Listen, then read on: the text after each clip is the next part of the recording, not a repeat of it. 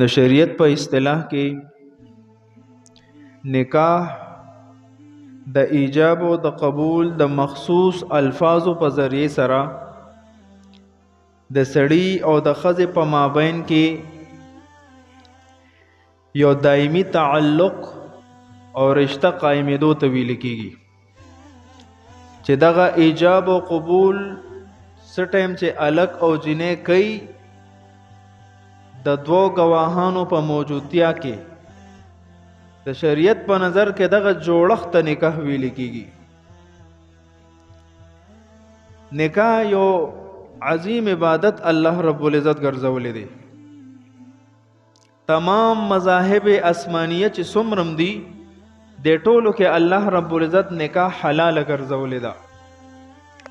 او د نکاح د حلت وجه دا ده چې د زنا دروازه بند شي،